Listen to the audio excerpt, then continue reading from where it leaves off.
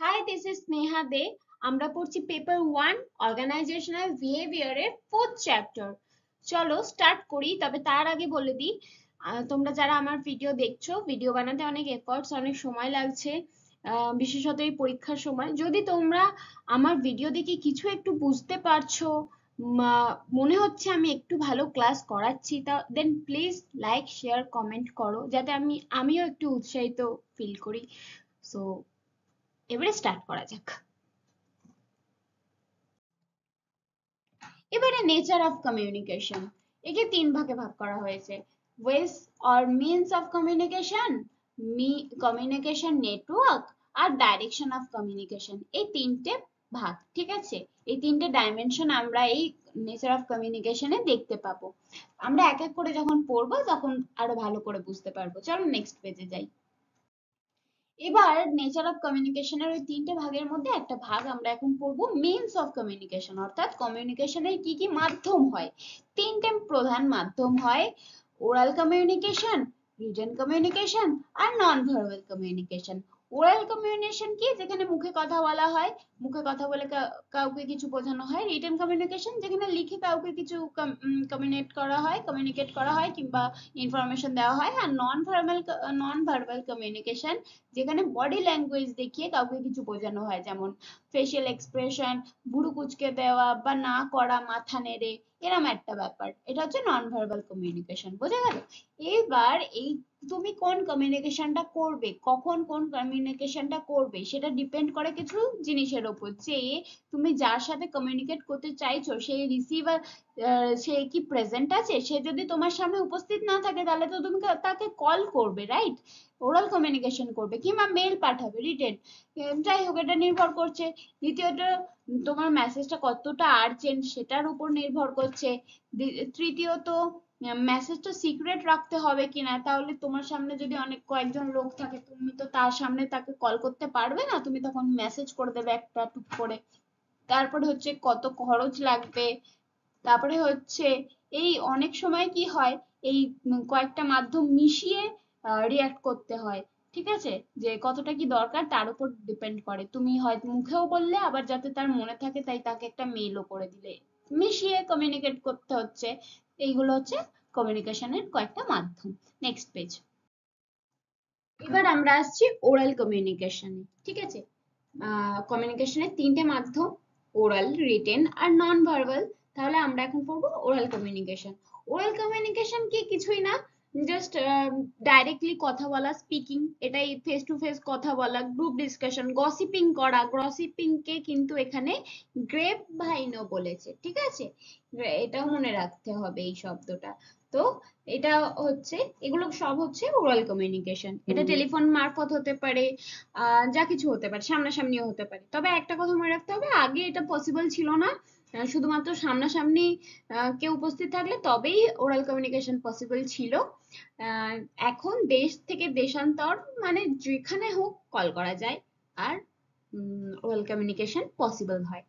ওকে, এর অ্যাডভান্টেজেস আছে। কি কি দেখে নি অ্যাডভান্টেজেস। এখানে প্রথম হচ্ছে ডাইরেক্ট কমিউনিকেশন, ঠিক আছে? ডাইরেক্ট ফেস টু ফেস টক করা যায়। নেক্সট হচ্ছে সিম্পল, ইজি টু আন্ডারস্ট্যান্ড, ঠিক আছে? স্পেশাল কোনো স্কিলস লাগবে না, তোমার লেখা জানতে হবে না, পড়ালেখা কিছু জানতে হবে না, কিছু না, বানান ঠিকঠাক রাখতে হবে না, কোনো ঝুট ঝামেলা নেই। ফার্স্ট, তো সঙ্গে সঙ্গে কথা বলছি, ফার্স্ট ফার্স্ট, যেমনি আমি ফার্স্ট ফার্স্ট বকছি সেরকম, ঠিক আছে? এটা টাইম সেভ করছে, এটা দেরিটাকে অ্যাভয়েড করছে। ওকে, আর কি হচ্ছে? পার্সোনাল টাচ পাওয়া যাচ্ছে, ফ্রেন্ডলি টাচ পাওয়া যাচ্ছে। আর কি হচ্ছে? Quick feedback. আর তুমি সঙ্গে সঙ্গে কোনো কথা বলছো, সঙ্গে সঙ্গে তোমার কাছে রিপ্লাই আসছে, সঙ্গে সঙ্গে শ্রোতা যে শুনছে তোমার কথা সে সঙ্গে সঙ্গে উত্তর দিচ্ছে। কুইক কুইক, ঠিক আছে? Quick feedback. আর কি? More convincing, body language, voice tone, এগুলো যে শুনছে তার কাছে মেসেজটা পুরো ক্লিয়ার করে দিচ্ছে, ঠিক আছে? সে পরিষ্কার ভাবে তোমার কথা বুঝতে পারছে। এই হচ্ছে অ্যাডভান্টেজেস। আর কিছু ডিসঅ্যাডভান্টেজেসও অবশ্যই আছে, যে কোনো কিছুর খারাপ ভালো দুটো দিক থাকে আমরা জানি।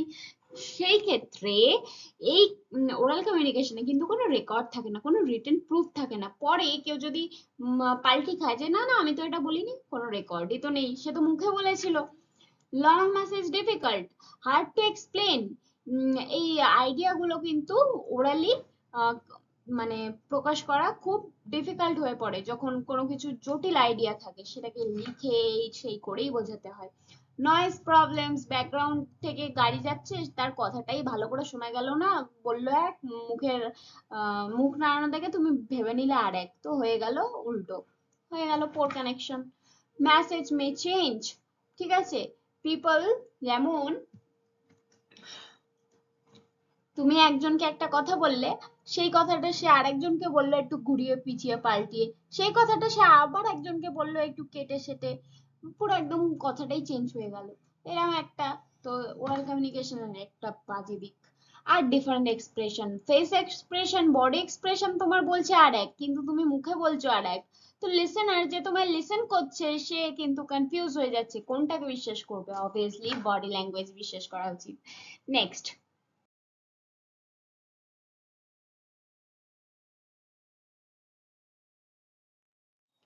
এবার অনেক হলো সিস পিস, অর্থাৎ ওরাল কমিউনিকেশন, এবার আসছে রিটেন কমিউনিকেশন। রিটেন কমিউনিকেশনটাও কিন্তু খুব ইম্পর্টেন্ট, কেননা মেসেজ সবসময় কিন্তু কথা বলে হয় না কমিউনিকেট করা। মেসেজ সব অনেক সময় লিখিতও পাঠাতে হয়, যেমন তোমার রেজাল্ট বলো, তোমার পে স্লিপ বলো, স্যালারি কত ঢুকছে না ঢুকছে, এটসেট্রা এটসেট্রা, এগুলোকে থোড়ি তোমায় মুখে এসে বারবার বলে যাবে, এগুলো তো তোমায় রিটেন নোটিশ পাঠাবে, রিটেন রিপোর্টস পাঠাবে, তাই না? সুতরাং এক্ষেত্রে কিন্তু ইম্পর্টেন্ট, তোমার গ্রাজুয়েশনের রেজাল্ট থোড়ি বাড়ি বাড়ি গিয়ে বলে যাবে তুমি গ্রাজুয়েট হয়েছো, তুমি এত নাম্বার পেয়েছো এত নাম্বার পেয়েছো, অবভিয়াসলি রেজাল্ট দেবে, ওর মধ্যে রিটার্ন থাকবে সমস্ত কিছু। তো রিটার্ন কমিউনিকেশনের কিছু অ্যাডভান্টেজেস, পার্মানেন্ট রেকর্ড, তোমার কাছে ওটা থেকেই যাবে, ফিউচার রেফারেন্সের জন্য থেকেই যাবে, পার্মানেন্ট সেভ। আর কি হবে? প্রুফ, যে তুমি পাস করে গেছো, তোমার রেজাল্টটা প্রুফ। আর কি হবে? ক্লিয়ার অ্যান্ড ওয়েল প্ল্যান্ড, ঠিক আছে, ভালোভাবে লজিক্যালি ভালোভাবে লেখা হয়েছে যে তুমি পাস করেছো, হ্যাঁ এটা তোমার নাম্বার, কেয়ারফুলি লিখতে হয়। আর কি হয়? গুড ফর লং মেসেজেস, ঠিক আছে, তোমার এত স্যালারি, তোমার এই ওই, তোমার এখানে এত কাটা হয়েছে, ওখানে এত একসেপ্ট হয়েছে, এগুলো সব কি হয়? Long message. কারণ এটা রাইটিং এই বেটার, মুখে বলে বলে থোড়াই হবে, ও আগের মাসেরটা থোড়ি তুমি মনে রাখবে। বোথ হ্যাভ আ কপি, তোমার কাছেও একটা কপি থাকবে, তার কাছেও একটা কপি থাকবে, তাহলে রেকর্ডটা থাকছে। ও বলতে পারবে না, তুমি বলতে পারবে না সে তোমায় দেয়নি, ও বলতে পারবে না যে তুমি তাকে দাও, এরকম একটা ব্যাপার হয়ে যাবে। যাই হোক, দুজনের কাছে কপি থাকবে। নেক্সট, ওকে, ডিসঅ্যাডভান্টেজেস, রিটেন কমিউনিকেশনেরও কিন্তু ডিসঅ্যাডভান্টেজ আছে, যে এটা টাইম কনজিউমিং। কেন? যে লিখছে তারও সময় লাগছে, যে পড়ছে তারও সময় লাগছে, টাইম কনজিউমিং। আর কি? লেস ইনফরমেশন শেয়ার কুইকলি, কেননা যখন তুমি বলছো, এই যে আমি এখন বলছি পরপর করে এত কথা বলে দিচ্ছি, কিন্তু যদি লিখতাম অনেকটা টাইম লাগতো, তো টাইম টেকিং ব্যাপার স্যাপার, তাই অল্প ইনফরমেশন শেয়ার করা হয় ওই টাইমের মধ্যে। নো ইনস্ট্যান্ট ফিডব্যাক, এই যে আমি তোমাদেরকে হুট হুট করে পড়িয়ে দিচ্ছি, কিন্তু তোমরা তো কোনো ফিডব্যাকই দিচ্ছ না, ইনস্ট্যান্ট ফিডব্যাক তো পাচ্ছি না, কিন্তু একদিন না একদিন ফিডব্যাক পাবো, এই ভিডিওগুলোতে অনেক কমেন্ট পাবো, তো সেটা হয়ে যাবে কি, যাই হোক, তো এটা হচ্ছে একটা অসুবিধা রিটেন কমিউনিকেশনের। Risks of misunderstanding, the receiver may not understand the message correctly, ওই যে আই কুইট, কিন্তু আসলে যে ও রিজাইন করেছে সেটা বুঝলোই না, এইচআরটা, আমার আগের ভিডিও দেখলে বুঝতে পারবে এটা।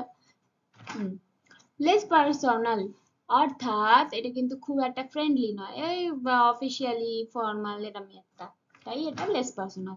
Confidential, confidential info can leak, যদি প্রপারলি রিটেন কমিউনিকেশন হ্যান্ডেল করা না হয় যাকে দেওয়া হচ্ছে তার কাছেই, আর সে যদি ঠিকঠাক রাখতে না পারে, তাহলে তোমার স্যালারি কত পাচ্ছ সেটা অন্য কেউ জেনে যাবে, তারপর তোমাকে বলবে খাওয়াতে, সারাদিন বলবে এটা খাওয়া ওটা খাওয়া, ব্যাস, গল্প শেষ।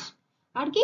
কনক্লুশন, তাহলে কি এখানে রিটেন কমিউনিকেশন কিসের জন্য ইম্পর্টেন্ট? কিপিং রেকর্ডস, তুমি রেকর্ডস রাখতে পারবে, তোমার প্রুফ রাখতে পারবে, তাই জন্য তোমার রিটেন কমিউনিকেশন এখানে ইম্পর্টেন্ট। পার্সোনালের ক্ষেত্রে ওরাল কমিউনিকেশন, ফর্মালের ক্ষেত্রে বেশিরভাগ রিটেন কমিউনিকেশন। বোঝা গেল? নেক্সট, আর রইলো পড়ে নন ভার্বাল কমিউনিকেশন। নন ভার্বাল অর্থাৎ ওই যে বডি ল্যাঙ্গুয়েজ, ভুরু কোঁচকানো, ফেসিয়াল এক্সপ্রেশন, মাথা নেড়ে না বলা, হ্যাঁ বলা, এই সমস্ত, ঠিক আছে, স্মাইল করে দেওয়া, হাসি তো ফাসি, এরকম একটা ব্যাপার, ঠিক আছে, সিক্রেট মেসেজ, চোখ এক চোখ মারা, এইসব সমস্ত, ঠিক আছে। তো এগুলো হচ্ছে নন ভার্বাল কমিউনিকেশন। তবে এই নন ভার্বাল কমিউনিকেশনটাকে তোমরা কিন্তু কম সম ভেবো না, এটা কিন্তু খুব বড় সড়ো একটা মাধ্যম কমিউনিকেট করার, ঠিক আছে? আর খুব পাওয়ারফুল মাধ্যম যাকে বলা হয়। কেননা কখনো কখনো তুমি চাপে পড়ে তোমাকে হয়তো কোনো কথা বলতে হচ্ছে বসের সামনে, যে হ্যাঁ হ্যাঁ হ্যাঁ বলতে হচ্ছে, এদিকে তুমি তোমার বন্ধুকে ভালো করে মাথাটা নেড়ে বলে দিচ্ছ যে না না না না, ইশারায় হয়ে গেল। তো এটা কিন্তু খুব পাওয়ারফুল, ঠিক আছে? তবে এক একটা দেশের ইঙ্গিত এক এক রকম হয়, এক একটা কথার ইঙ্গিত এক এক রকম। যেটা তোমার দেশে টাটা করা হচ্ছে, সেটা অন্য কোনো দেশে অন্য রকম মিনিংও বোঝাতে পারে। টাটা করেই বোঝাতে পারে, আবার এরকম হতে পারে। যাই হোক, এগুলো হচ্ছে নন ভার্বাল কমিউনিকেশন। এগুলো ছিল হচ্ছে আমাদের মিনস অফ কমিউনিকেশন, কমিউনিকেশনের মাধ্যম। তিনটে মাধ্যম: রিটেন, ওরাল আর নন ভার্বাল। এবারে নেক্সট পেজ যাবো, চলো। এতক্ষণ ধরে তোমরা আমার পুরো ভিডিওটা দেখলে তার জন্য অনেক অনেক ধন্যবাদ। নেক্সট পার্ট পরের দিনে নিয়ে আসছি। Stay tuned. Thank you very much.